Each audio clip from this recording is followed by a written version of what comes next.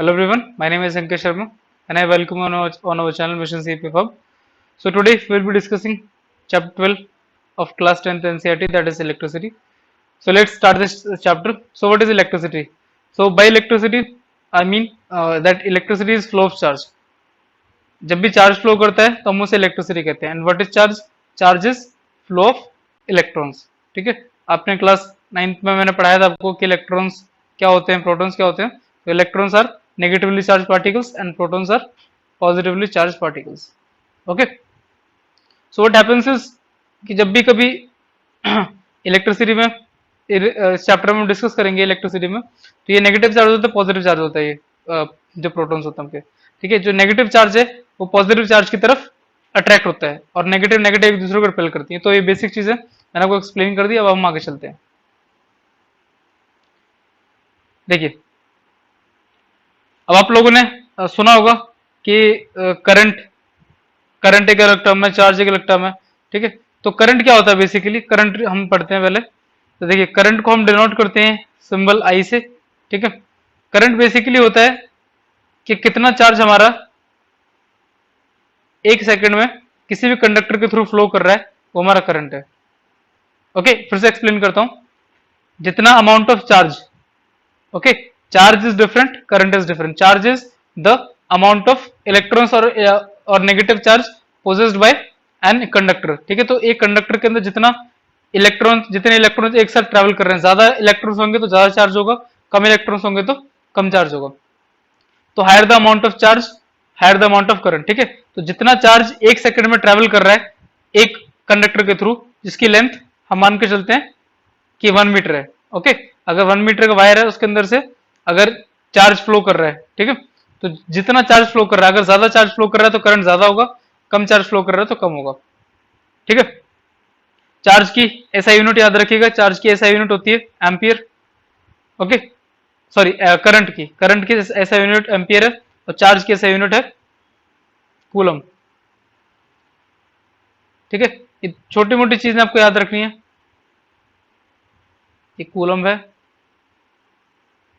Okay, तो this is charge. अब आगे चलते हैं. देखिए, हम चाहें तो चार्ज को फर्दर भी आगे डिफाइन कर सकते हैं. जैसे देखिए, 1 मिली एम्पियर के अंदर अगर हम एम्पियर देखें तो 1 मिली एम्पियर के अंदर 10⁻³ एम्पियर्स होते हैं. ठीक है, या फिर आप कह सकते हो 1/1000 एम्पियर्स होते हैं. एक नैनो एम्पियर में, या फिर माइक्रो एम्पियर कह सकते हो, ये मिनी एम्पियर है, ये माइक्रो एम्पियर है, या फिर इसको नैनो भी कह सकते हो. तो इसमें 10⁻⁻6 एम्पियर है. तो देखिए, ये तो हो गया, बहुत कुछ बेसिक चल रहा था. अब आगे चलते हैं. नेक्स्ट टॉपिक है इलेक्ट्रिक पोटेंशियल या फिर पोटेंशियल डिफरेंस. देखिए, मैं आपको एक एग्जांपल से एक्सप्लेन करूंगा टॉपिक, ताकि आपको अच्छी तरह क्लियर हो जाए टॉपिक ये. देखिए, सपोज कर लीजिए 2 स्टूडेंट्स हैं. ठीक है, ये स्टूडेंट 1 है, स्टूडेंट 2 है. तो देखिए, ये स्टूडेंट है जो uh, he is highly capable. ठीक है, in word terms he is highly capable. Suppose कर लीजिए वो दोनों एथलीट्स हैं. ठीक है, he can complete 100 metre in 10 seconds and he could complete 100 metre in suppose 14 seconds.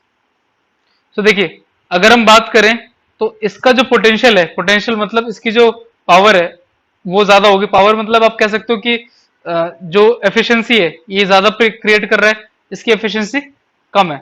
ठीक है, तो जो इसकी एफिशिएंसी कम है ये अपने आप को इंप्रूव कर सकता है फर्दर. ठीक है, इसको ये भी अपने आप को इंप्रूव कर सकता है, बट अगर इसको इससे मैच करना है तो खुद को इंप्रूव करना पड़ेगा. ठीक है, तो ये इसकी तरफ जाएगा, मतलब इस रिकॉर्ड की तरफ जाएगा, है ना. तो जिसकी एफिशिएंसी कम होती है वो ज्यादा एफिशिएंसी की तरफ जाता है. तो this is something I could say that is the difference in potential. अगर मैं बोलूं दोनों के बीच में डिफरेंस है 4 सेकंड का 100 मीटर के बीच में, तो ये दोनों के बीच का पोटेंशियल का डिफरेंस है.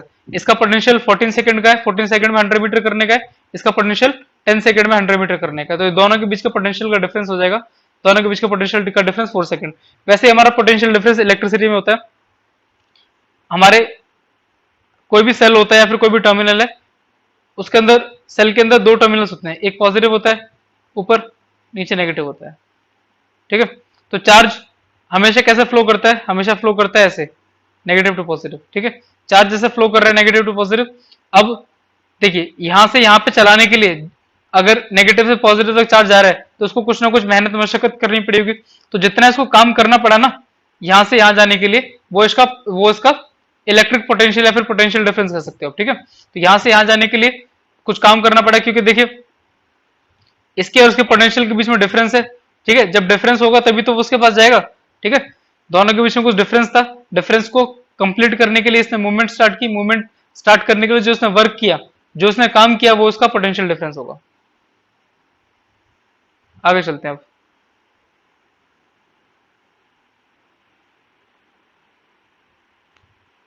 देखिए आगे आ जाइए, ये रहा। देखिए इलेक्ट्रिक पोटेंशियल को हम कैसे डिफाइन करते हैं, कोई भी दो पॉइंट है, ठीक है, जिनके बीच में कुछ करंट हो, तो एक पॉइंट से दूसरे पॉइंट के बीच में मूव कराने के लिए जो भी दोनों में वर्क हुआ है, ठीक है, वो उसका पोटेंशियल डिफरेंस होगा। तो देखिए साइन होता है पोटेंशियल डिफरेंस का वी, या फिर इसको हम वोल्ट्स भी कहते हैं। ठीक है, तो जितना काम किया इसने, काम मतलब वर्क किया, किस चीज के लिए, एक चार्ज ने जितना काम किया ना एक जगह से दूसरी जगह मूव करने में, वो उसका पोटेंशियल डिफरेंस आ जाएगा। तो potential difference is equal to work done by a charge in moving from one one terminal to other terminal. ठीक है, जितना उसने काम किया एक टर्मिनल से दूसरे टर्मिनल पर जाने के लिए, वो उसका पोटेंशियल डिफरेंस था। ठीक है, दो पोटेंशियल्स हैं अलग अलग, एक एक मान लीजिए पॉजिटिव पॉजिटिव पोटेंशियल है, एक नेगेटिव पोटेंशियल है, या फिर मान लीजिए दो नेगेटिव पोटेंशियल ही है। ठीक है, तो एक के अंदर जिसके अंदर ज्यादा पोटेंशियल होगा, एक के अंदर कम होगा, तो जो कम वाला है वो ज्यादा की तरफ जाएगा, तो ज्यादा की तरफ जाने के लिए उसने जितना वर्क किया वो उसका पोटेंशियल डिफरेंस है। ये देखिए इसकी ऐसा यूनिट दे रखी है, ऐसा यूनिट वैसे उसकी वोल्ट होती है। बाकी अगर आप उसको कन्वर्ट करना चाहो, वर्क W अपन क्यू था, तो वर्क की ऐसा यूनिट जूल होती है, चार्ज की कूलम होती है। तो अगर इसको हम डिफाइन करें तो वर्क अपन कूलम मतलब जूल कूलम हो सकती है। आगे चलते हैं अभी। देखिए बेसिक सर्किट डायग्राम्स दे रखे हैं, ये वैसे एग्जाम पॉइंट ऑफ व्यू से बिल्कुल भी इंपॉर्टेंट नहीं है। सेल आप देख लीजिएगा एक बार, ये इलेक्ट्रिक सेल है, पॉजिटिव नेगेटिव, पॉजिटिव नेगेटिव। ठीक है, बेसिक से डायग्राम्स दे रखे हैं और कुछ नहीं है इसके अंदर।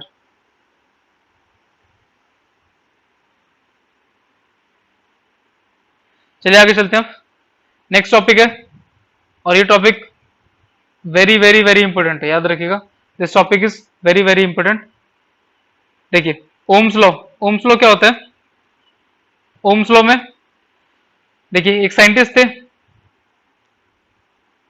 जिनका फुल नेम तो मुझे भी नहीं याद, पर लास्ट नेम उनका ओम था। Okay, this was his full name, German physicist Georg Simon ओम।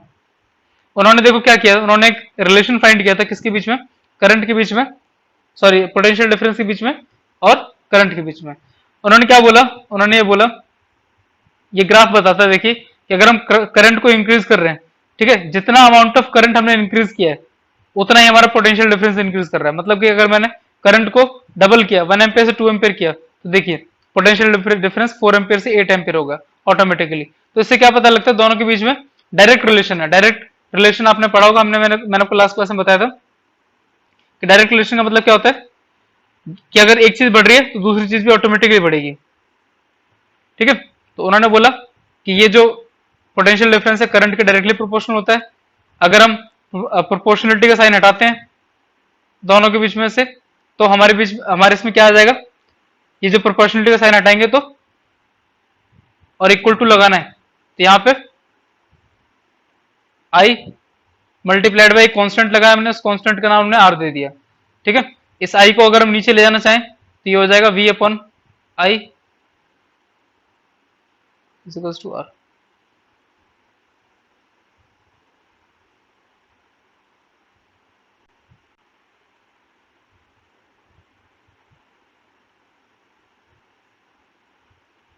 ठीक है, या तो V equals to I R भी ले सकते हो, या फिर आप V upon I equals to R भी ले सकते हो। दोनों फॉर्मूला ओम्स लॉ की है।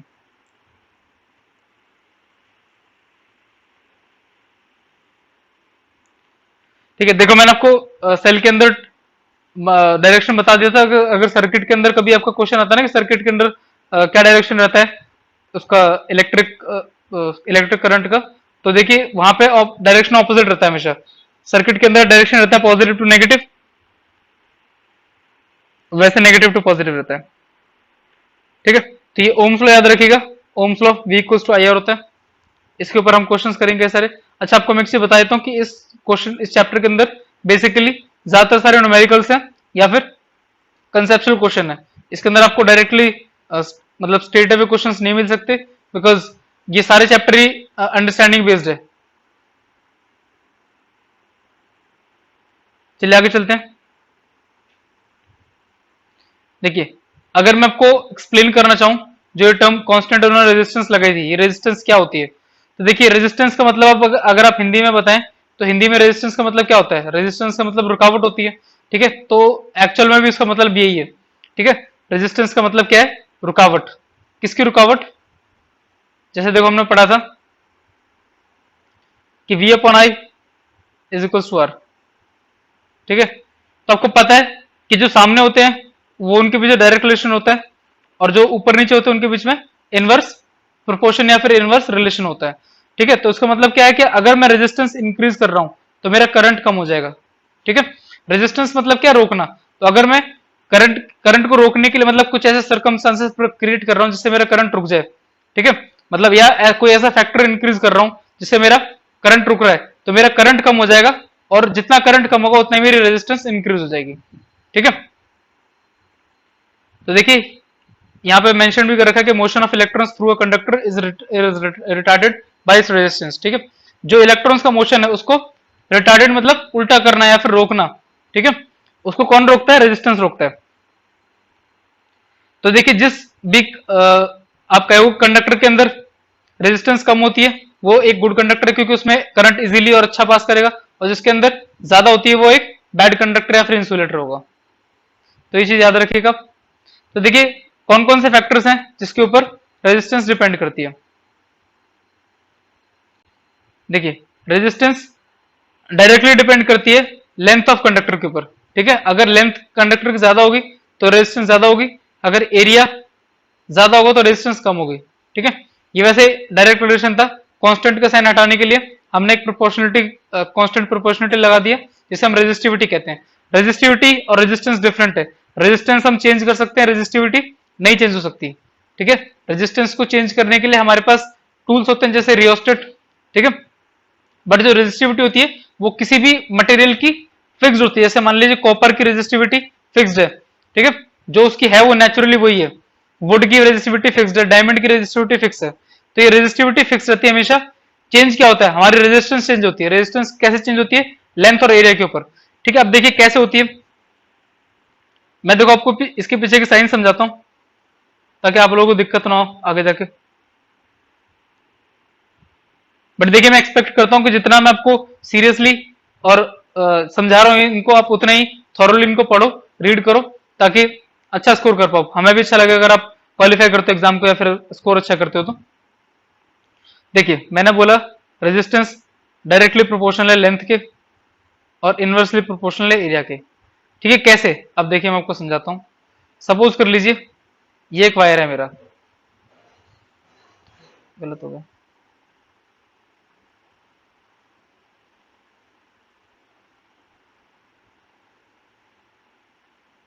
ये वायर था मेरा।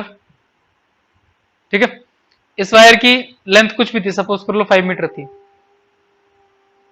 ठीक है, अगर मैं क्या करता हूं, जैसे देखो आपको पता है पोटेंशियल डिफरेंस क्या होता है, एक टर्मिनल से दूसरे टर्मिनल तक या एक पॉइंट से दूसरे पॉइंट तक आने के लिए जो वर्क किया।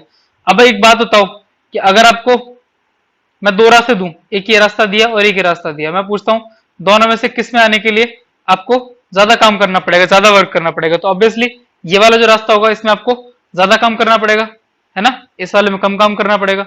तो ऐसे केसेस में होता है जितना ज्यादा लेंथ हो जाएगी, जैसे 5 मीटर का एक और वायर बनाया तो मैं, ये वायर सपोज कर लीजिए, ये वायर है मेरा 3 मीटर का। तो जाहिर सी बात है कि इस वायर में मेरे इलेक्ट्रॉन्स को कम चलना पड़ेगा। अगर कम चलेंगे इलेक्ट्रॉन्स तो फिर उनके पास ज्यादा एनर्जी रहेगी, ठीक है, मतलब ज्यादा चार्ज रहेगा, और ज्यादा चार्ज मतलब ज्यादा करंट, ठीक है। हमने पढ़ा था ना, current is directly proportional to charge, और चार्ज क्या होता है, फ्लो ऑफ इलेक्ट्रॉन्स।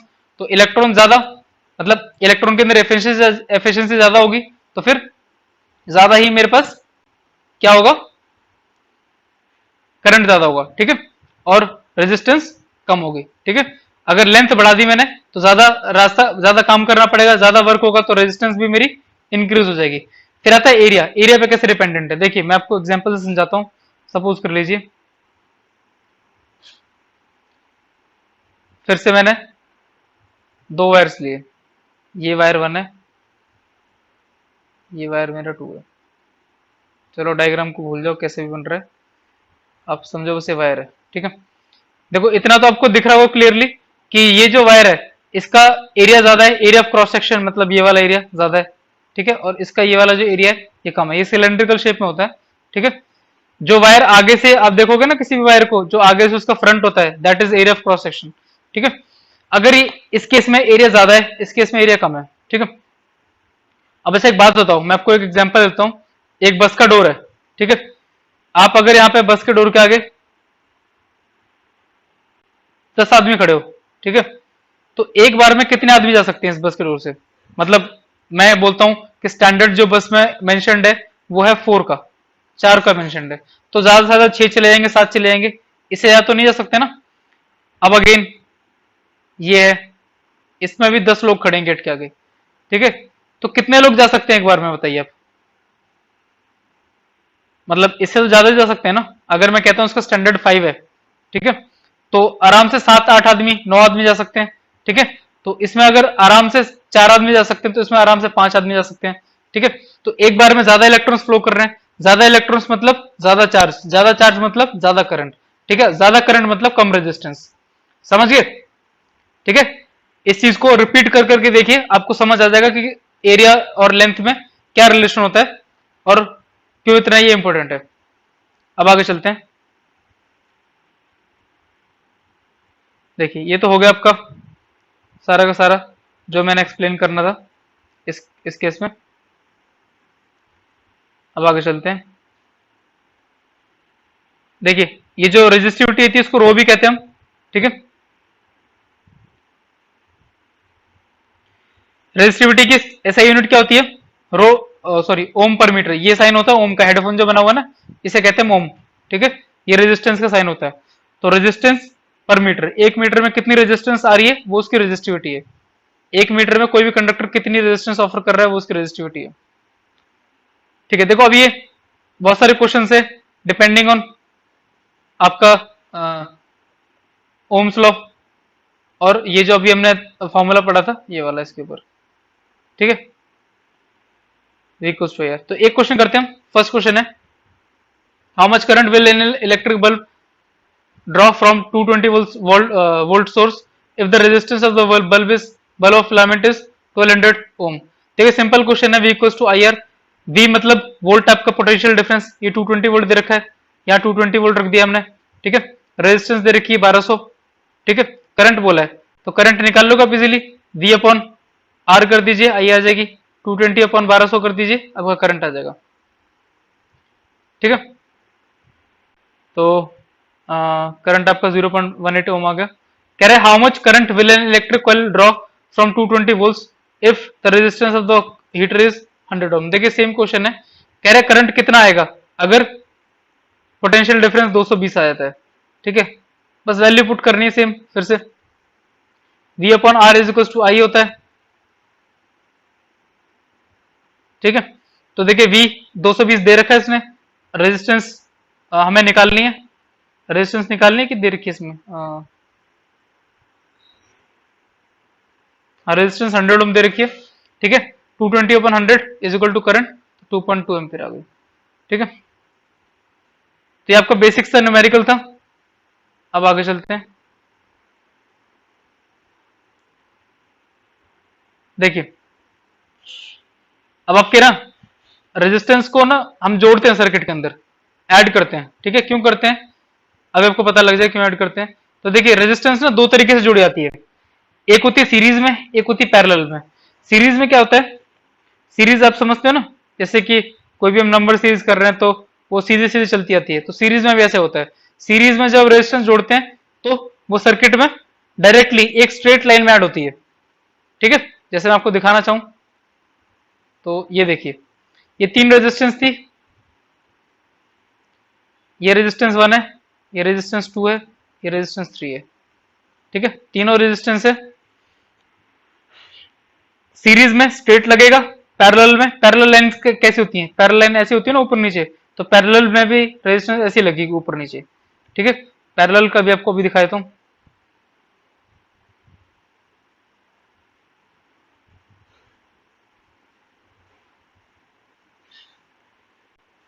ये देखिए, ये पैरेलल है, ये जो ये है।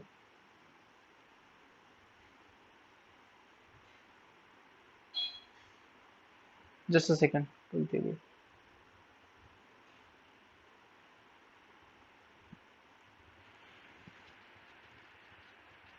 देखिए आपको कुछ चीजें याद रखनी है जो मैं आपको अभी समझा देता हूं। ये देखिए, ये आपका सीरीज, ये आपका पैरेलल।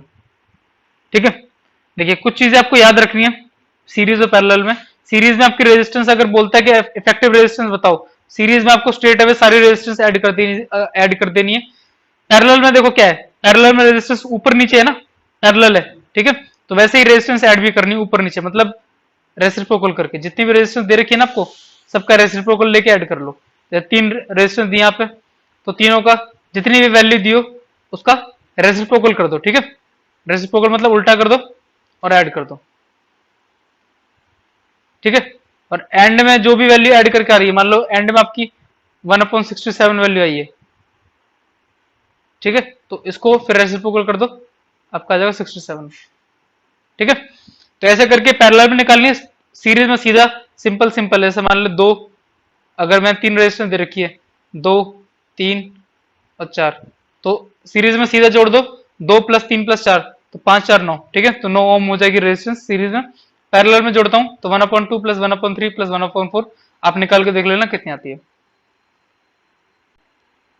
देखिए मैंने आपको कहा था कि कुछ पॉइंट्स हैं जो आपको याद रखने in case of this series and parallel connections. ठीक है, अभी हम ध्यान से पढ़ते हैं फिर से। देखो, आपके ना जितने भी सीरीज कनेक्शन होते हैं उसमें करंट हमेशा कांस्टेंट रहता है, याद रखना। ठीक है, मैं फिर से बता रहा हूं, करंट हमेशा कांस्टेंट रहेगा। ठीक है, आई इज ऑलवेज कांस्टेंट। ठीक है, हर रेजिस्टेंस के साथ अलग पोटेंशियल डिफरेंस लगेगा। ठीक है, पोटेंशियल डिफरेंस वेराई करेगा, ये वेरिएबल का साइन है, ये हमेशा कांस्टेंट रहेगा, ये फिक्स रहेगा। ठीक है, करंट हमेशा पूरे सर्किट के अंदर फिक्स रहेगा। ठीक है, हर बार आपका क्या चेंज होगा, हर रेजिस्टेंस के साथ डिफरेंट पोटेंशियल डिफरेंस लगेगा। ठीक है, पैरेलल में इसका उल्टा होता है। पैरेलल में क्या है, आपका करंट हर बार चेंज होगा पैरेलल के केस में, और जो पोटेंशियल डिफरेंस है वो आपका फिक्स रहेगा। नीचे देखिए, एक बार सर्किट देख लेते हैं फिर से।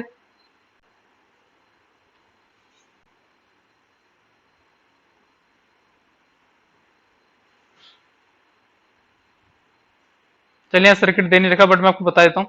ठीक है, पैरेलल के अंदर याद रखना, सीरीज में आपका पोटेंशियल डिफरेंस चेंज होता रहेगा, करंट कांस्टेंट रहेगा। पैरेलल के अंदर आपका करंट चेंज होता रहेगा, पोटेंशियल डिफरेंस सेम रहेगा। देखिए आगे चलते हैं। ये देखिए रेजिस्टेंस पैरेलल दे रखी है। ठीक है, देख रहे हो आप इसमें, इससे आपका हर बार करंट चेंज हो रहा है। ठीक है, I1 I2 I3 तीनों बार करंट चेंज हुआ, पोटेंशियल डिफरेंस आपका एक ही है। देखिए, कई बार क्वेश्चन पूछ लेता है कि पैरेलल कनेक्शन का सीरीज के ऊपर क्या फायदा है, मतलब पैरेलल फायदेमंद क्यों रहता है सीरीज के हिसाब से। ठीक है, सीरीज में आपका क्या होता है ना, सीरीज में आपका मैंने इसको बताया कि पोटेंशियल डिफरेंस चेंज होता रहेगा पर करंट सेम रहेगा। ठीक है, तो इसका मतलब क्या है कि आपकी अगर घर में मैं सीरीज कनेक्शन देता हूं सीरीज रेजिस्टेंस का, तो आपके जितने भी अप्लायंस हैं, जितने भी स्विच बोर्ड्स हैं, सबके अंदर करंट कांस्टेंट आएगा। ठीक है, अब आपको पता है देखो कि हर इलेक्ट्रिक अप्लायंस की रिक्वायरमेंट अलग होती है करंट की। किसी को ज्यादा इलेक्ट्रिसिटी चाहिए, किसी को कम चाहिए, मतलब किसी की रेजिस्टेंस कम होती है, किसी की ज्यादा होती है। अगर हम सेम रेजिस्टेंस सबके थ्रू फ्लो करा रहे हैं, ठीक है, जैसे मान लो मैंने एसी चलाया, एसी के लिए रेजिस्टेंस मेरी ज्यादा होगी, मोबाइल चार्जर के लिए कम होगी, तो अगर मैंने सेम रेजिस्टेंस पर दोनों को चलाया तो मेरा जो मोबाइल का चार्जर है वो खराब होने के पूरे पूरे चांसेस है। ठीक है, पैरेलल में क्या होता है, आपकी रेजिस्टेंस चेंज होती रहती है, साथ ही साथ आपको करंट भी चेंज होता रहता है, मतलब हर बार अलग करंट की रिक्वायरमेंट के लिए आपका अलग करंट होता है। तो इसीलिए पैरेलल कनेक्शन का ये फायदा होता है ओवर सीरीज कनेक्शन। आगे चलते हैं अभी।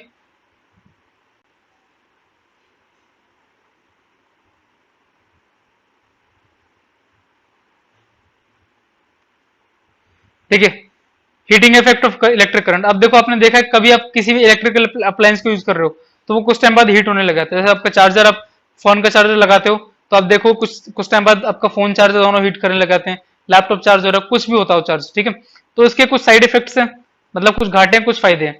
घाटे घाटे क्या है इसके, देखते हैं हम। नुकसान ये है कि एक तो आपका एनर्जी का लॉस हो रहा है, क्योंकि जब कोई भी अप्लायंस हीट हो रहा है तो आपकी जो इलेक्ट्रिसिटी है वो हीट एनर्जी में चेंज होके आपकी लॉस हो रही है। ठीक है, और जब भी कोई भी चीज एक्सेसिव हीट होती है वहां पे इलेक्ट्रिसिटी का, सॉरी, एनर्जी का लॉस उतना ज्यादा होता है। ठीक है, दूसरा आपका सराउंडिंग को हीट भी कर रही है तो वो भी नुकसान है। ठीक है, फायदा क्या होता है इसका, देखिए कई कई अप्लायंस होते हैं उनकी रेजिस्टेंस ज्यादा होती है। जिसकी देखिए रेजिस्टेंस ज्यादा होगी ना वो उतना हीट होगा, जिसकी रेजिस्टेंस कम होगी वो क्या होगा, जल्दी खराब फूक जाएगा, ज्यादा हीट वो झेल नहीं पाएगा, क्योंकि ज्यादा हीट पर ज्यादा करंट हो जाएगा और रेजिस्टेंस कम रहेगी। करंट रेजिस्टेंस के ब्रेकर बैरियर्स को ब्रेक कर देगी और अप्लायंस आपका खराब हो जाएगा, फट जाएगा। ठीक है, ज्यादा रेजिस्टेंस वाले जितने भी अप्लायंस होते हैं, जैसे आपका बल्ब है, उसमें बल्ब के अंदर फिलामेंट होता है, फिलामेंट टंगस्टन से बनता है, टंगस्टन की रेजिस्टेंस बहुत हाई है। इसके अलावा जो आपका वाटर का बॉयलर होता है, ठीक है, हीटर होता है आपका, रूम हीटर होगा आपका, ये आप देखोगे कि कॉइल्स, इनकी जो कॉइल होती है ना वो रेड हो जाती है, मतलब कि बिल्कुल रेड हो जाती है, बट वो टूटती नहीं जल्दी। ठीक है, बिकॉज उनकी रेजिस्टेंस बहुत हाई होती है। रेजिस्टेंस हाई होने की वजह से उनके अंदर जैसे करंट जाता है तो करंट जाने से हीट की प्रोडक्शन होती है। अब हीट तो आ रही है उनके अंदर, पर रेजिस्टेंस हाई है इसलिए वो टूट नहीं रहे। अगर रेजिस्टेंस कम होती तो उनके अंदर का जो वायर है वो ब्रेक हो जाएगा।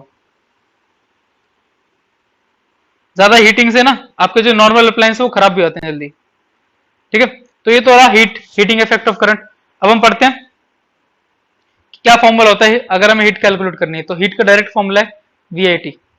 ठीक है, मतलब आपका अप्लायंस कितने पोटेंशियल डिफरेंस का है, उसके अंदर से कितना करंट फ्लो कर रहा है और कितने टाइम के लिए कर रहा है, उससे आप अपनी हीट निकाल सकते हो कि उसके अंदर कितनी हीट जनरेट हुई है। हीट भी ऐसा ही कि, सॉरी, हीट भी एनर्जी की फॉर्म है, तो एनर्जी की एसआई यूनिट जूल होती है, तो उसकी भी जूल है। हीट का एक और फॉर्मूला है आई स्क्वायर आरटी, ये भी याद रखना है आपको, दोनों इंपोर्टेंट है। नेक्स्ट आपका टॉपिक है प्रैक्टिकल एप्लीकेशन ऑफ हीटिंग, ये मैंने आपको बता दिया, एक्सप्लेन कर दिया अभी। नेक्स्ट टॉपिक है इलेक्ट्रिक पावर। इलेक्ट्रिक पावर क्या होता है, देखिए इलेक्ट्रिक पावर का बेसिकली ये बताता है कि आपका कोई भी काम कितनी एफिशिएंटली होता है, कितनी फास्टली हो रहा है। ठीक है, कितनी एफिशिएंटली एक चार्ज एक जगह से दूसरी जगह जा रहा है। अगर जल्दी जा रहा है तो पावर ज्यादा है, धीरे जा रहा है तो पावर कम है। पावर का सीधा सीधा फॉर्मूला होता है पी इक्वल्स टू वी आई। आपको सिर्फ ये एक फॉर्मूला याद रखना है, इस फॉर्मूले से आप कोई भी फॉर्मूला जनरेट कर सकते हो। ठीक है, जैसे देखिए v की वैल्यू क्या होती है अगर हम इसको सॉल्व करना चाहें वी आई को। ठीक है, तो देखो हमने पढ़ा था v equals to I R होता है।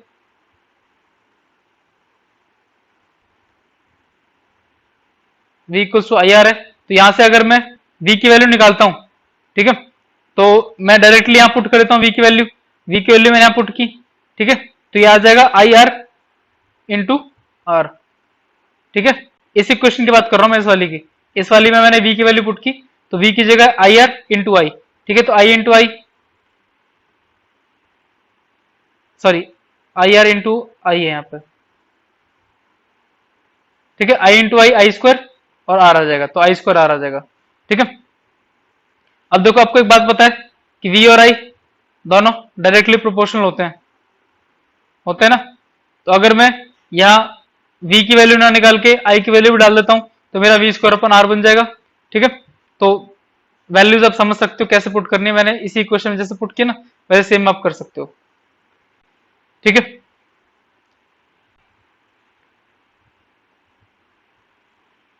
तो आपका चैप्टर यहाँ पे खत्म होता है। ठीक है, कुछ प्रीवियस ईयर क्वेश्चन है वो कर लेते हैं।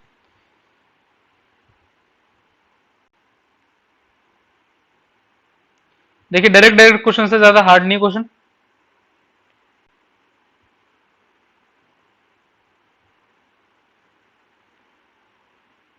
देखिए फर्स्ट क्वेश्चन है, late a resistor having 4 ohm resistance is connected across the terminal of 12-volt battery, then the resistance in the then the charge in the coulomb passing through the resistor per second is। देखिए बहुत simple question है। ये देखिए ये आपका दे रखा है resistance, ये आपकी दे रखी है पोटेंशियल डिफरेंस, ठीक है। हमारे पास करंट नहीं दे रखा और हमसे चार्ज पूछा है। चार्ज का फॉर्मूला क्या होता है, हमने पढ़ा था ना, I equals to Q upon T, ठीक है, क्यू अपॉन टी। तो देखिए चार्ज निकालने के लिए मेरे को करंट भी चाहिए, ठीक है। करंट है नहीं मेरे पास, तो करंट मैं इस फॉर्मूले से निकालता हूं, ओम्स लॉ से, V equals to I R से। V equals to I R किया मैंने, वी की वैल्यू 12 दे रखी है और आर की वैल्यू 4 दे रखी है। तो आर इसके नीचे चला जाएगा वी के, मतलब यहां आ जाएगा, ठीक है, इज इक्वल्स टू आई, काटेंगे दोनों को तो 3 आ जाएगा, तो 3 एम्पियर करंट आ जाएगा, ठीक है। तो बस करंट की वैल्यू यहां डाल दो, 3 is equals to Q upon T, ठीक है। टी इसने बोला पर सेकंड, मतलब 1 सेकंड में, तो 1 सेकंड इसकी वैल्यू डाल दी, 3 इंटू 1 इज इक्वल टू 3, तो क्यू की वैल्यू 3 आ जाएगी। ऑप्शन सी इसका करेक्ट आंसर हो जाएगा। आगे चलते हैं, नेक्स्ट क्वेश्चन है, suppose voltage V is applied across a resistance R, the power dissipated in the resistance P, resistance is P. Now the same voltage is applied across a parallel combination of 3 equal resistors, each of resistance R. Then the power dissipated in the second case will be। देखिए question बहुत simple है, but इसके लिए understanding चाहिए बस।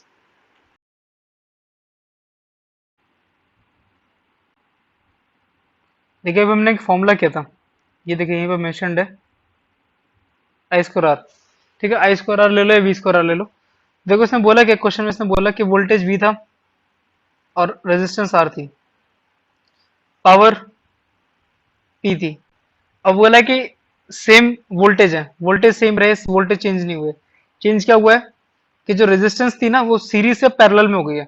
अब देखो हमने एक बात पढ़ी थी पहले, जैसे सपोज कर लीजिए आपके पास 3 रेजिस्टेंस है, एक 1, एक 2, एक 3, ठीक है। 3 रेजिस्टेंस है, तीनों को मैंने ऐड किया, 3 तो 5 एक 6, ये सीरीज में आ जाएगी 6 ओम।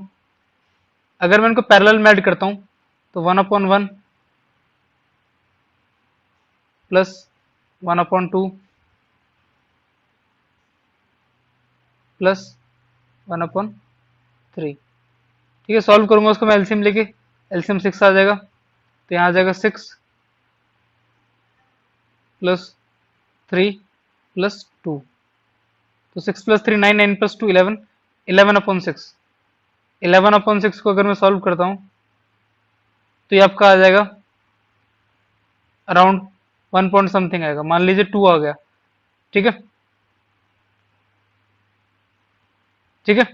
अगर आपका 2 भी आ गया रेजिस्टेंस, तो मैं आपको बोलता हूं कि ये सेम देखो रेजिस्टेंस में इसकी रेजिस्टेंस 6 थी और ये सेम इसमें 2 है, मतलब 3 टाइम्स ज्यादा है, ओके। तो देखिए यही चीज यहाँ पे सेम फॉलो होगी कि रेजिस्टेंस पैरेलल में हमेशा डिक्रीज होती है, सीरीज में हमेशा रेजिस्टेंस इंक्रीज होती है, ठीक है।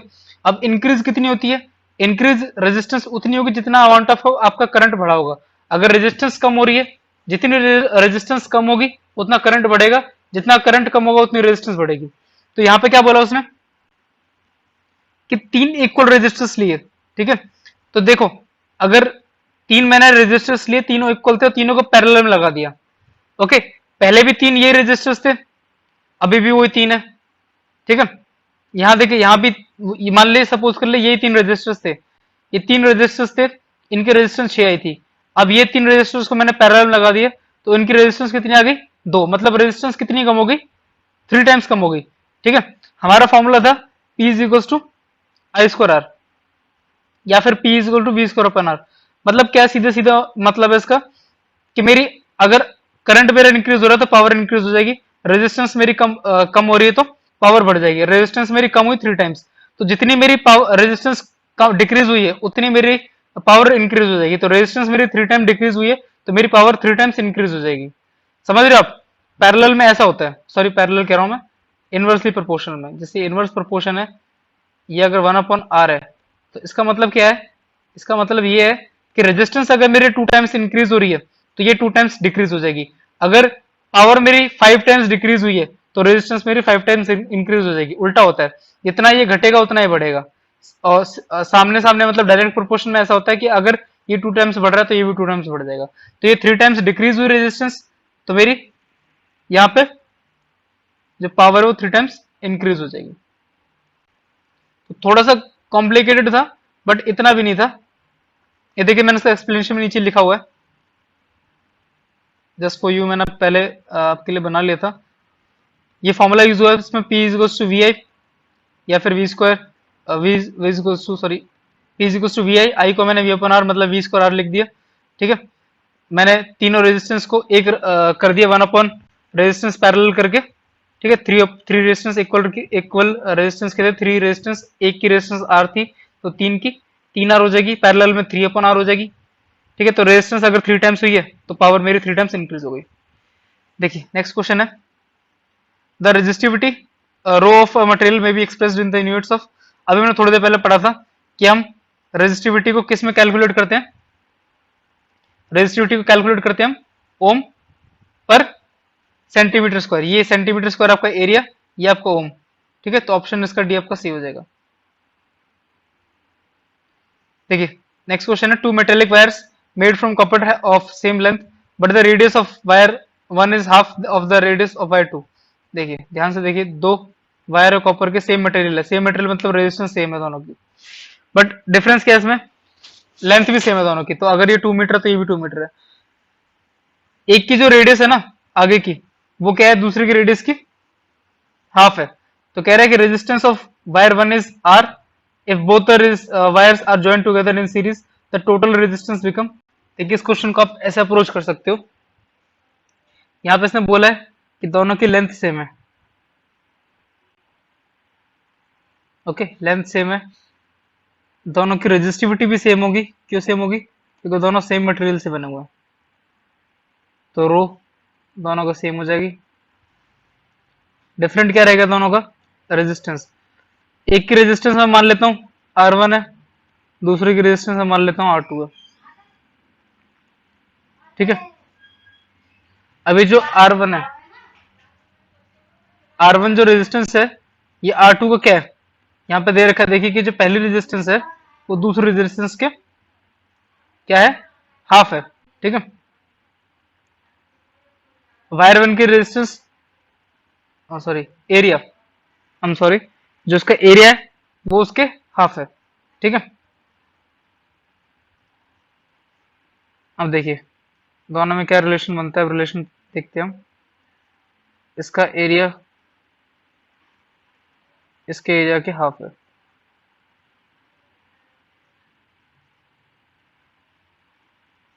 ठीक है, ये तो बोला ना इसने, हमें इसने ये बोला कि जो वायर वन है उसका एरिया वाई टू के एरिया का हाफ है।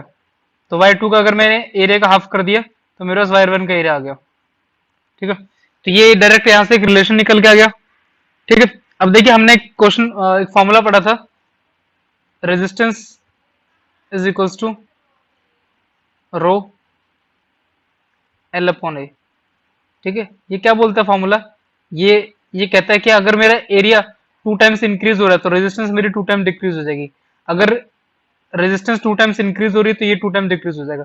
तो सेम देखिए, इसने बोला कि जो एरिया है इसका फर्स्ट वाले का एरिया हाफ है इसके सेकंड वायर के, तो मैं कह सकता हूं कि जो मेरी रेजिस्टेंस वन है, आर जो वन है मेरी,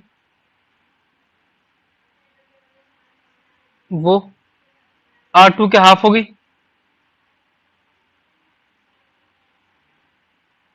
कह सकता हूं ना मैं, क्योंकि देखिए R2 का एरिया डबल है इसके पहले वाले वायर के, और हमने पढ़ा था कि ज्यादा एरिया मतलब रेजिस्टेंस कम।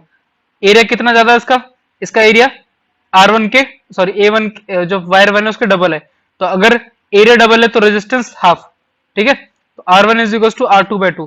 तो ये एक इक्वेशन है, ये आपको याद रखनी है, जो हमारी बन के आ गई है। ठीक है, अब देखिए अब मैं आपको समझाता हूँ सारा का सारा बोर्ड पर। देखिए आपको फॉर्मूला होता है R is equal to rho L by A. अब देखिए कोई भी वायर होता है ना, उसका जो एरिया ऑफ क्रॉस सेक्शन होता है वो होता है पाई आर स्क्वायर। रीजन क्यों? क्योंकि आगे देखोगे ना, जो वायर है, वायर कोई भी वायर चेक कर रहा है आप आगे से, वो सर्कुलर शेप में होता है। तो ये भी एल बाई, और जो दूसरा वाला है उसकी रेजिस्टेंस कितनी होगी? रो। रो क्यों लिख रहा हूं मैं यहाँ पे? इसकी भी रो उसकी भी रो, क्योंकि दोनों कॉपर के बने हुए तो रेजिस्टेंस सेम ही होनी है दोनों की। ठीक है, दोनों की लेंथ भी सेम ही होनी है। ठीक है, बट एरिया में डिफरेंस है। इसका एरिया क्या होगा इस वाले एरिया के?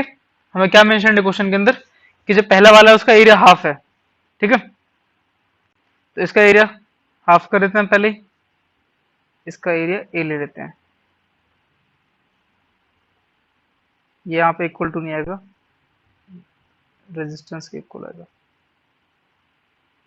ठीक है, अब आप एक चीज देखोगे कि मैं अगर दोनों इक्वेशन को, दोनों में रो की वैल्यू है उसको इक्वेट कर देता हूं। ठीक है, या फिर देखो रेजिस्टेंस से मैं कैलकुलेट करता हूं। मैंने आपको बताया भी कि ये जो रेजिस्टेंस है ये R1, ये R2 की कितनी है? R2 रेजिस्टेंस हाफ होगी। ठीक है, क्योंकि इसका एरिया डबल है। ठीक है, तो यहां से देखिए आप देखोगे दोनों में रो और रो कैंसिल आउट हो जाएगा, क्योंकि रो रो सेम है। एल और एल कैंसिल हो जाएगा क्योंकि ये भी दोनों सेम है। बचेगा क्या? इसका एरिया बचेगा, एरिया पाई आर स्क्वायर है।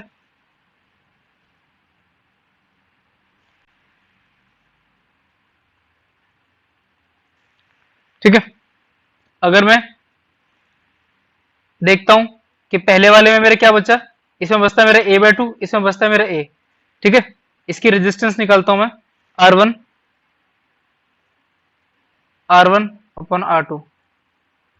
ठीक है, R1 अपॉन R2। अगर मैं दोनों में कैलकुलेट करता हूं, दोनों का मैंने दोनों वैल्यू को इक्वल रख दिया, मतलब सॉरी इक्वल नहीं, ऊपर और नीचे रख दिया था। तो देखिए जब मैंने ऊपर नीचे रखा तो इस रो से रो कट गया, एल से एल कट गया, ऊपर बचता है मेरा R1 में मेरी रेजिस्टेंस हो जाएगी, जो फर्स्ट वायर था, ए बाय 2। ठीक है, अब मैं सीधे ए की वैल्यू पुट करता हूँ। ए की वैल्यू क्या हो जाएगी? Pi R square, pi R square. ठीक है, अपॉन में 2। और नीचे वाली क्या हो जाएगी? नीचे वाली हो जाएगी पाई ओनली आर स्क्वायर। ठीक है, अब देखो इस पाई से ये पाई कैंसिल आउट हो जाएगा। ठीक है, अभी क्या बचेगा अपने पास? अपने पास बचता है यहाँ पे, देखो हमने थोड़ी देर पहले एक रिलेशन निकाला था, आपको याद हो तो, जिसमें R1 की वैल्यू क्या थी? R1 की वैल्यू थी R2 अपॉन में 2। ठीक है, तो सेम वही रिलेशन अभी हम कॉपी करेंगे यहाँ पे।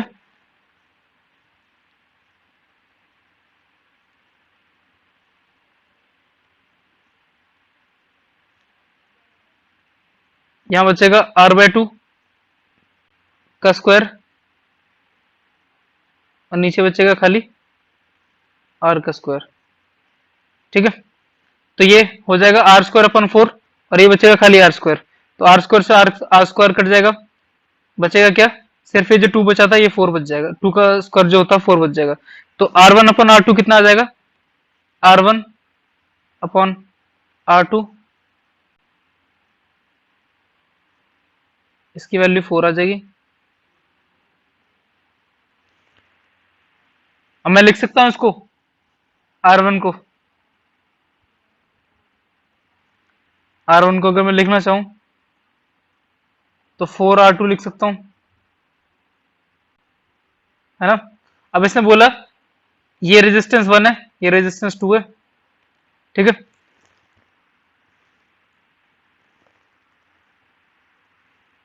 अगर यहां से R2 की वैल्यू निकालता हूं मैं, तो R2 की वैल्यू आ जाती है R1 अपॉन में 4। अब सीरीज में निकालने को बोला था, अब सीरीज में आपको पता है कैसे ऐड करते हैं हम, डायरेक्टली ऐड कर देते हैं। तो R1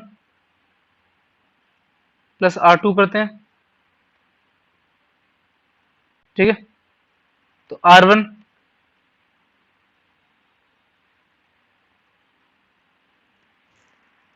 प्लस R2 की वैल्यू क्या थी, R1 अपॉन में 4, दोनों का एलसीएम लेके सॉल्व करना, तो ये आता है 5R अपॉन में 4, ठीक है। 5R अपॉन में 4 आएगा, देखते हैं ये वाली वैल्यू प्रेजेंट है, तो देखिए 5/4R, ये ऑप्शन नंबर सी आपका करेक्ट हो जाएगा। तो इसी के साथ ही चैप्टर खत्म होता है, ठीक है। देखिए चैप्टर को मल्टीपल टाइम रिवाइज करिए, कहीं भी डाउट रहता है, कुछ समझ नहीं आता, तो आप कांटेक्ट कर सकते हो मुझे। मेरा टेलीग्राम हैंडल है अंकित_1001, ठीक है। Okay, keep learning and all the best.